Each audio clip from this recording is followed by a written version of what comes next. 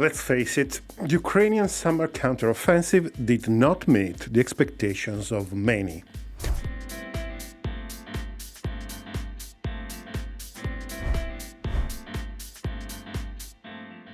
Not everyone, of course, but the mainstream media narrative was that the Russians were in for a bad day at the office.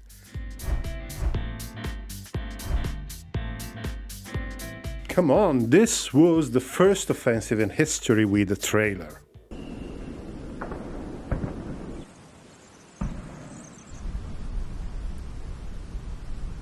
However, that didn't happen. After 3 months and terrible losses of men and equipment, the gain is minimal. It wasn't a walk in the park for the Russians as well, but there is no doubt about who has the upper hand in this stage. While Russia keeps building new forces and increasing its military production, now time doesn't work for the Ukrainians, and the odds are stacked against them. More and more voices on the international stage keep suggesting that the time of negotiation has come. So, is it all over? All these efforts for nothing? All these graveyards of men and vehicles for nothing? Well, actually, if you zoom out, maybe this is not the case. Maybe, just maybe, there's still the possibility of snatching a strategic advantage from the jaws of a clear operational defeat.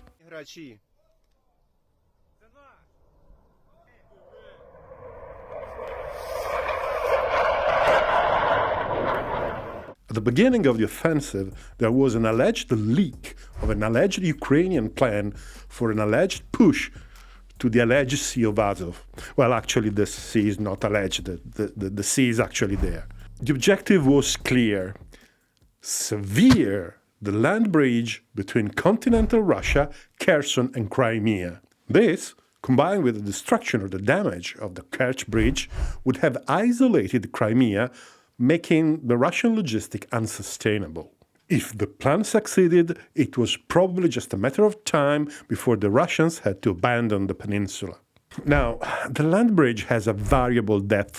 The distance between the line of contact and the coast is between 60 and 100 kilometers. The maximum penetration of the Ukrainian is about 10 to 12 kilometers. Recently, they're doing some more progress, but still, it's not a deep penetration.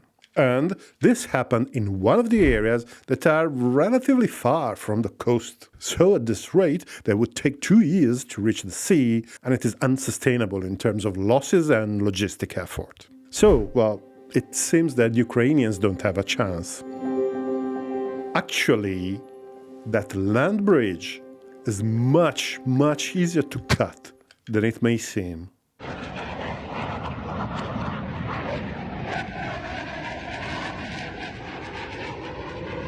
In a war where both sides made plenty of errors, there is something that the Russians did right. Russian strategic mobility based on railway transport has ensured that no matter where units or equipment were located inside the Russian territory, they could have been quickly transported where they were needed.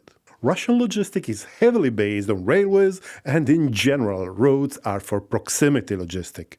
The land bridge, from the point of view of the communications between Crimea, Kherson, and continental Russia, is actually 2 thin lines. There's the coastal road, which is not part of the Russian strategic logistics, as we said, and then there's the railway. As you can see, the railway doesn't run close to the coast, but it is much closer to the line of contact than the coast itself, and the railway is a strategic communication artery. What is even worse is that the railway hub is Donetsk, and there are segments very close to the line of contact. For example, in these areas south of Donetsk and behind Vuhledar. These, in fact, were areas that I was suggesting in a previous video as particularly interesting for an Ukrainian push. I suspect it didn't happen because there are not enough roads on the Ukrainian side to sustain the full logistic of an offensive in the area. And I also suspect that the failed Russian attack in Vuhledar during the winter probably had the purpose to move the front line a bit further north and far from the railway. The two major strategic logistic corridors to the south front on the Russian side are the railway through the Kerch Bridge and the railway from Donetsk to Tokmak, Melitopol and Crimea. The former is constantly under attack.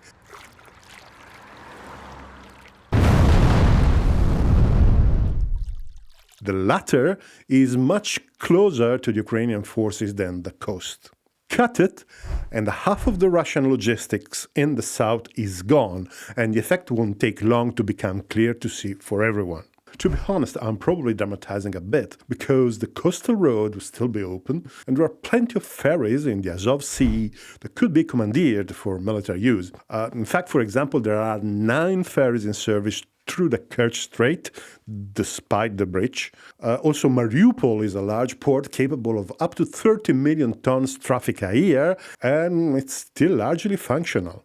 Moreover, the Russians, since the beginning of the operations, have had plans to increment the ferry traffic through the Azov Sea, and some new routes are now open.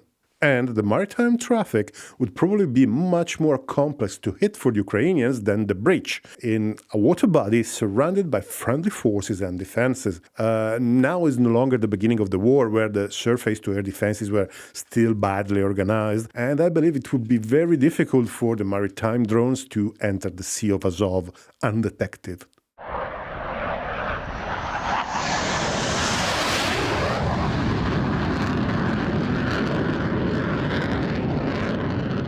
Anyway, cutting the railway would be an important strategic success, but I can hear an obvious objection in this respect. Since it is well within HIMARS or Storm Shadow's range, why is it not attacked now? Well, occasionally it had been, but the reason is that roads and railways are easy to repair, and there are also machines that largely automate the task. To keep the railway constantly out of service, there should be a constant rain of guided weapons on a relatively long segment, at least, say, 10 kilometers, something like that. That would be really expensive, and it would quickly deplete the remaining Ukrainian reserves of guided weapons. Not to mention the fact that the Russian electronic warfare with GPS spoofing could easily reposition to cover the target, decrease the guided weapons' precision, and the railway is a very, very narrow target. To cut a railway, you need to either physically control a section, or the alternative is doing it with fire control, but you need to constantly drop dumb munitions in volumes high enough to keep it constantly out of service, or to make it too dangerous for the trains to go through the area. So the Ukrainians either need to penetrate close enough to the railway, which, considering the current axis of attack, it means basically reaching Tokmak, or they need to create a salient large enough to be used as a permanent base for the artillery. Do this, and maybe something good for the Ukrainians will come from this offensive. We will see. So in this short video, I just wanted to point out this vulnerability, which is seldom discussed elsewhere. I hope you have enjoyed it. I hope it helps giving you a different perspective on the Ukrainian offensive and the Russian defense. I would really appreciate if you did all the usual YouTube stuff, subscribe. If you're not, hit the bell, hit the like button. And if you could support the channel on Patreon by being a member or by one-off donations on PayPal, I would be enormously grateful. An enormous thank you to all those who are already supporting the channel. They are incredibly important for this operation. Thank you very much for watching, and see you next time.